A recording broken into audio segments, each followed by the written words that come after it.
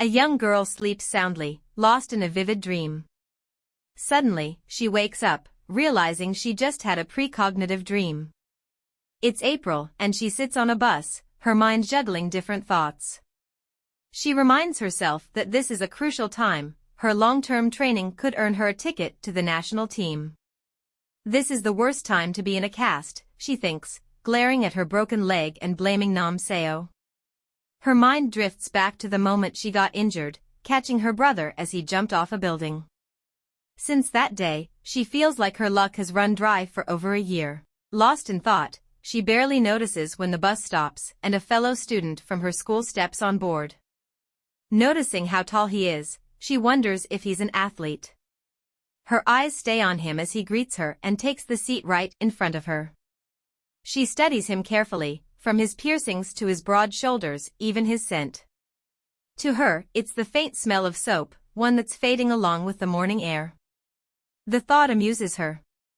Am I the only one who can smell it? She nearly laughs but stops herself, pressing her hands against her thighs to keep it in. Her small movement catches his attention. He turns around, leans in, and whispers, calling her a pervert. Confused, she blinks at him, completely thrown off. Only then does she realize, ever since he stepped onto the bus, she hasn't thought about the competition even once. Nam Jae arrives at school, watching as students run laps, some even mocking her broken leg. Before she can respond, her friend Moon Gi-sung approaches, suggesting they head inside together. As they walk, he asks if she's taking a break from training. She nods, saying she plans to do nothing for a while. They chat, and without realizing it, she finds herself staring at his ears. The image of the guy from the bus flashes in her mind, making her wonder if she really is a pervert. Their conversation is interrupted when Yeo Eun-soo passes by, throwing a sharp remark. "Why are you even here if you can't run?" she scoffs. She reminds Jae that she once bragged about making the national team and even the Olympics, yet now she can't even qualify for preliminaries. Moon Gi-sung warns Eun-soo to watch what she says, but she responds, snapping at him instead. "And who are you to tell me that?" she challenges. To her shock, Jae fires back. "The coach gave you videos to learn from, right? Yet even after watching them 100 times, you still can't keep up." A smirk crosses her lips. "You should be the one embarrassed, don't you think?" The words hit their mark, and Eun-soo storms off angrily. Moon Gi-sung, still processing what just happened, reaches over and pinches Jae's lips. "With that mouth, you're gonna land yourself in big trouble," he teases. They joke around for a bit before he heads off to wash up, leaving Jae alone with her thoughts. During roll call, the teacher notices Nam Jae's absence and asks if she's still in the training room. Before anyone can answer, Yeo Eun-soo raises her hand and blurts out something she shouldn't have. Moon Gi-sung leans over and whispers, "Do you really have to say everything? Is this because of what happened earlier?" He doesn't get it. Why do they hate each other so much? Eun-soo sighs. "It's not about hate," she mutters. "And you don't have to defend her. She's a genius." She pauses, then adds, "It's just, I can't stand watching her act like one while being so pathetic all on her own." Meanwhile, Nam Jae struggles up the stairs, her broken leg making each step a battle. Pain shoots through her, and frustration builds as she forces herself forward, balancing on one foot. As she limps forward, she acknowledges to herself that while she struggles, others like Yeo Eun-soo move ahead effortlessly, sneering at her. Just as Yeo Eun-soo said, she puts on a tough act, but deep down, she's stuck. Reaching the top of the building, a voice immediately calls out, telling her she can't just come up whenever she pleases. She turns and recognizes him. It's the same guy from the bus. Anxiety grips her, but she masks it by questioning why he's there if she's the one trespassing. Realizing his initial approach didn't work, the guy gestures to a spot, suggesting she sit since people on the sports field could see her if she stands. His unexpected thoughtfulness makes her realize she was anxious for nothing. As she struggles to sit, he offers a hand again, but she refuses. She then asks if he was the one who greeted her on the bus and if he knows her. Instead of answering, he jokes around, playing dumb. Then, out of nowhere, he introduces himself, Cha Gyeol, claiming her expression made it obvious she was dying to know his name. She immediately yells that she wasn't. To her surprise, she finds herself asking if his name is really just a single character, an unusual choice in Korea. As time passes, Nam Gyeol realizes that the heavy anxiety that had weighed on her for so long has disappeared effortlessly, as if it was never there. She had been serious up until now, but the situation keeps chipping away at her pride, making her feel like she's losing her mind. Still, she steadies herself once more. As their conversation continues, he asks for her name. She introduces herself as Nam Gyeol, all the while thoughts of first love linger in her mind. In the next scene, Nam Gyeol sits across from the coach as he questions her about her fractured leg, his frustration evident in the way he struggles to find the right words. Her situation clearly leaves him exasperated, but instead of scolding her, he simply tells her not to push herself too hard. He urges her to rest properly until the doctors clear her, his words laced with concern. Yet, beneath that concern, there's an undeniable mix of hopelessness and disappointment. She can't shake the feeling that she's become the discarded piece in the coach's plan, an outcome she knew was inevitable. In the middle of their conversation, he mentions hearing from her teacher that she skipped class. Then, with a pointed look, he asks if she's acting out because of her injury.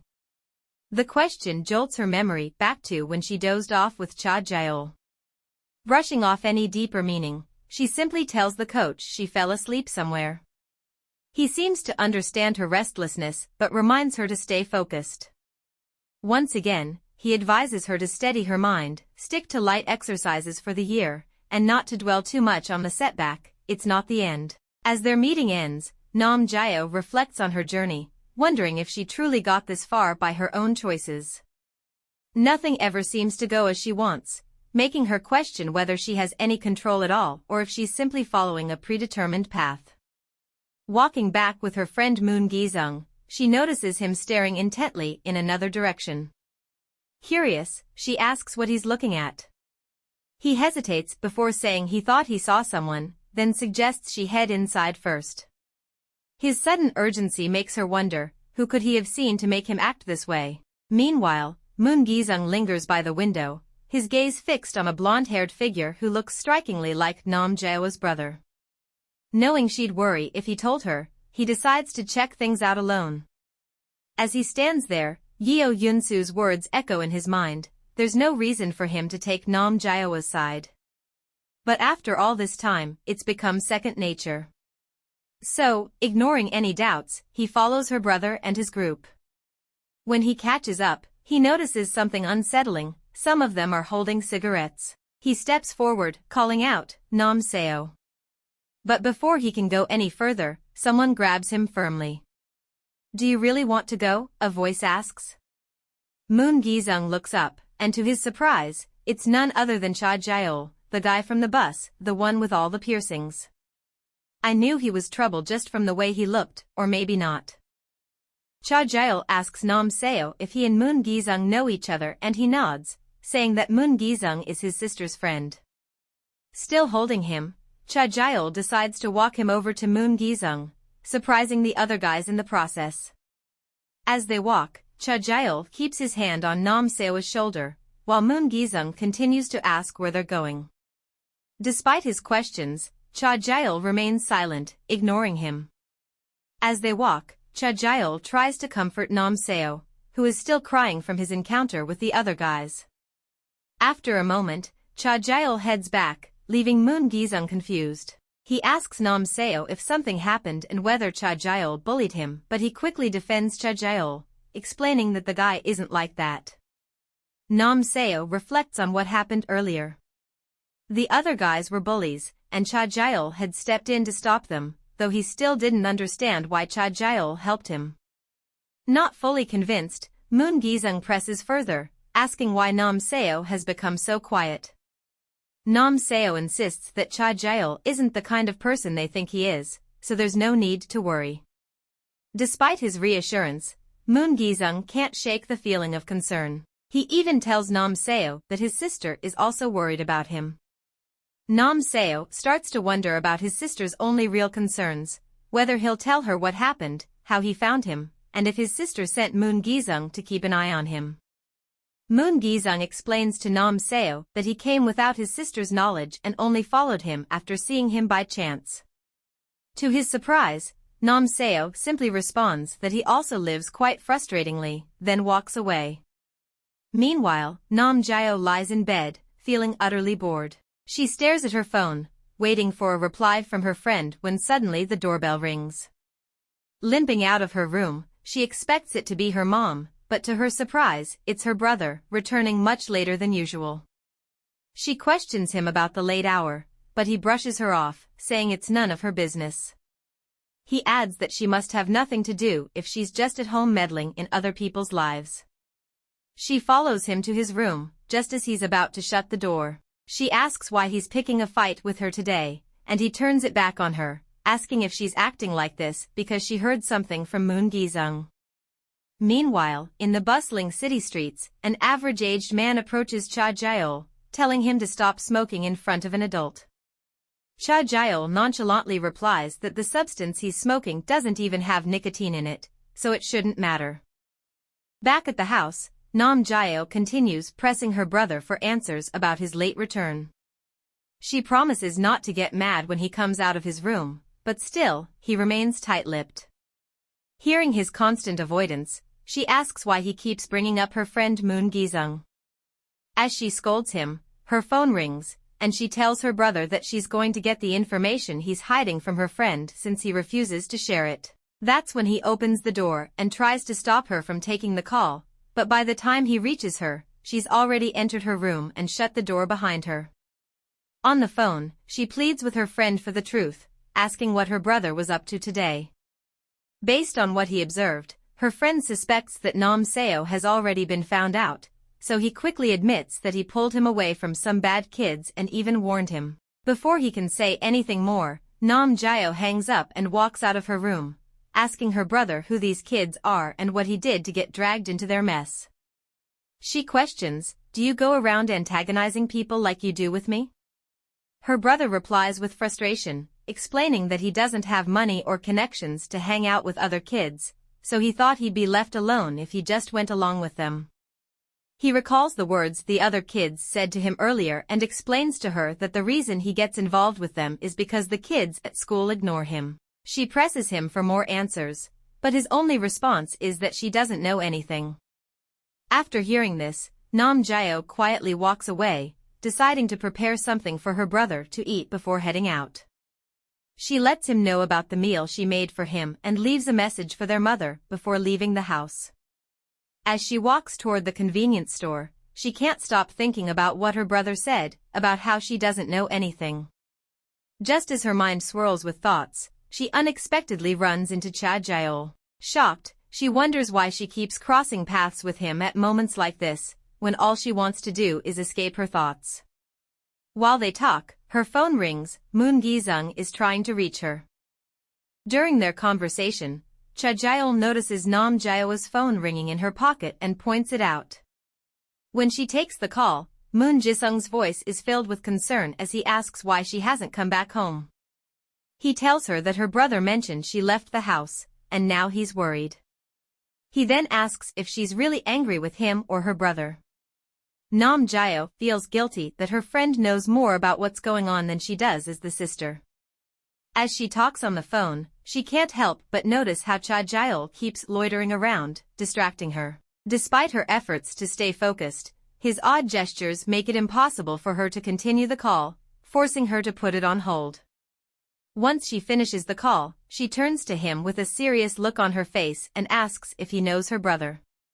He reminds her that this is the first time she's even mentioned having a brother. Recalling what her friend just told her, she demands to know what he's hiding from her. Instead of answering, Cha Gyeol casually offers to take her home, but she declines. Instead, she asks if he'll tell her what's going on if they get closer. With a smirk, he replies, "We'll see." As she walks away, she thinks to herself that since the moment she first met him, she's been determined to listen carefully to what he says next. The next day, Nam Jae-oh is with Moon Gi-sung, who asks if she's spoken to her brother yet. She responds that her brother locked himself in his room and didn't talk to her at all. Instead, he called Cha Gyeol. She then asks if Moon Gi-sung has seen Cha Gyeol with her brother or bothering him, but he shakes his head, saying he only saw him for the first time yesterday. Worried, Nam Jae-oh asks how he found out about Cha Gyeol, and he explains that he just asked around. However, he reassures her that it doesn't seem like Cha Gyeol did anything directly to her brother. He tells her not to worry, adding that Cha Gyeol doesn't even come to school often. Still, he's curious if she knows anything about him. Nam Jae-oh admits she only knows him vaguely, he's just a kid she doesn't really know. Inwardly, she hopes Cha Gyeol has no connection to her brother, even though she's intrigued by how he acts like a gangster. She wishes, though, that he wasn't a gangster and that he came to school. She thinks to herself that she wishes she could like him without hesitation, because when she's with him, he makes her forget everything else. The next day at school, Nam Jae-oh sits on the floor, grumbling in frustration as she angrily wipes down all the sports equipment. Just then, Yeo Eun-soo walks in, laughing and mocking her.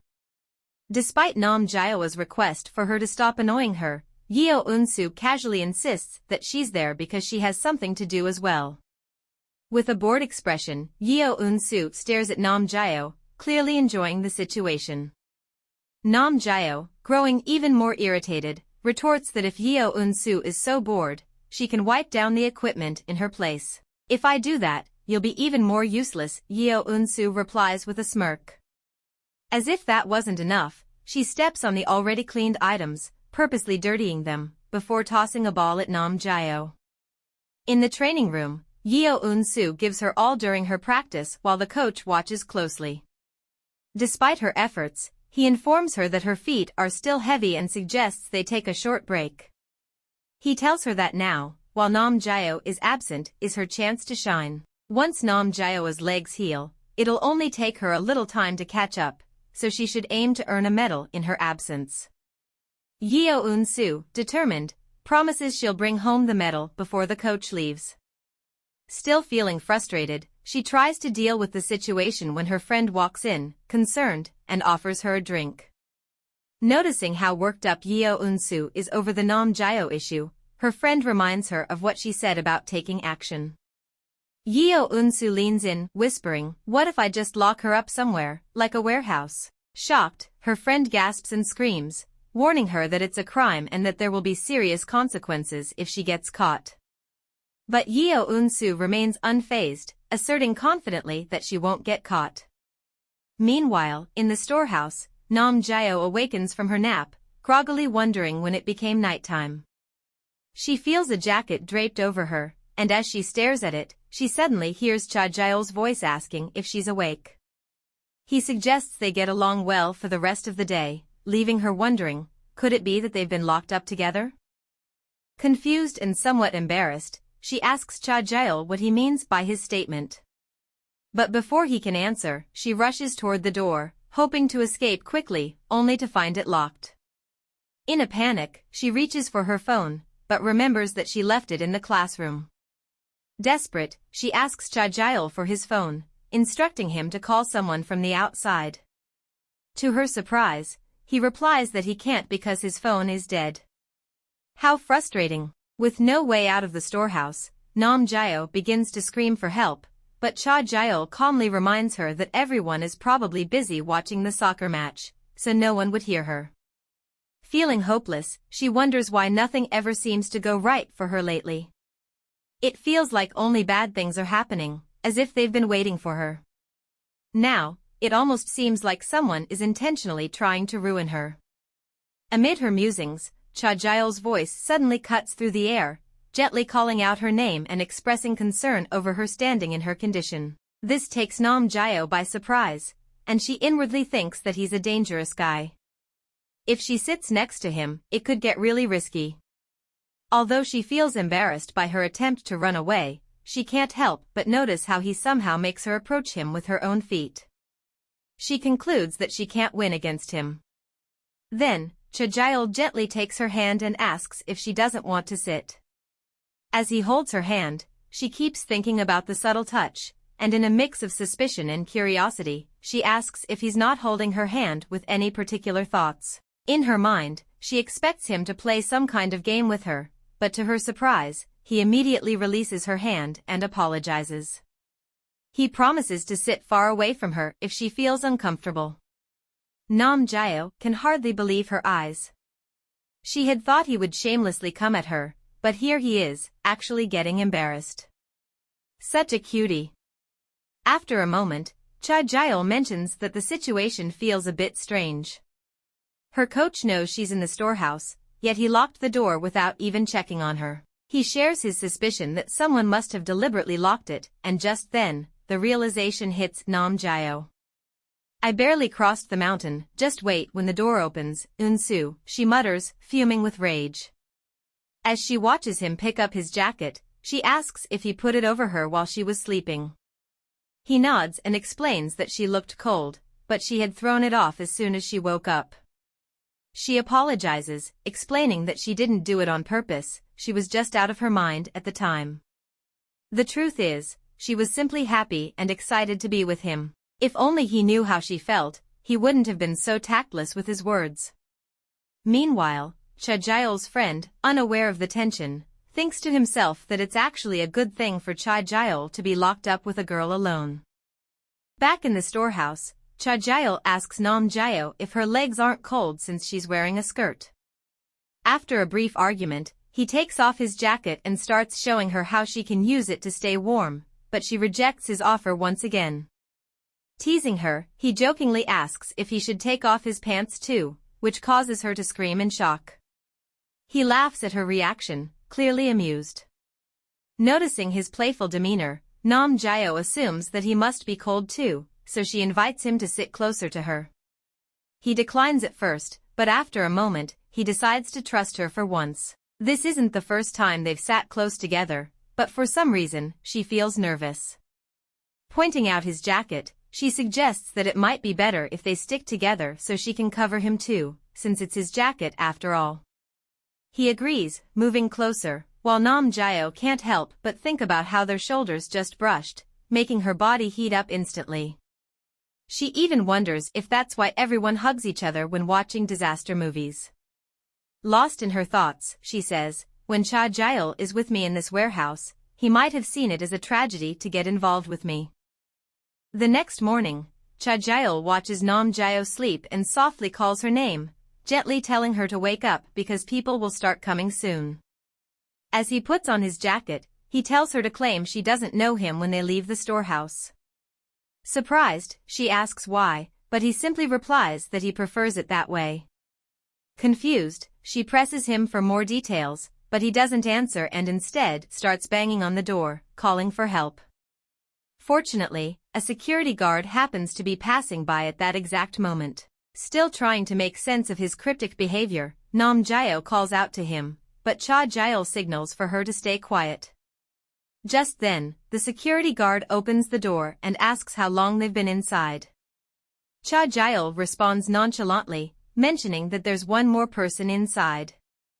The security guard looks inside and confirms the statement, then turns to Nam Gyeol, asking if she knows the male student who just left. Remembering Cha Gyeol's earlier instruction, she denies knowing him, playing along with the story he asked her to tell. Outside, Cha Gyeol walks up the stairs, seemingly heading to his friend's house. When he arrives, his friend steps out with a swollen face, looking shocked to see him. He insists they talk outside, which Cha Gyeol agrees to. Without warning, Cha Gyeol grabs his friend's face and says he feels like punching the other side to balance out the swelling. His friend, confused, asks why he suddenly wants to punch him. Cha Gyeol smirks and replies, "Because you're the one who locked the storehouse door." His friend, trying to justify his actions, claims that Cha Gyeol should be grateful since he let him be alone with a girl. But Cha Gyeol, still holding his friend's face, responds with a cold smirk, that's exactly why I want to show my gratitude even more. He then warns his friend, threatening him not to say a word about how or who caused his injuries, no matter what happens.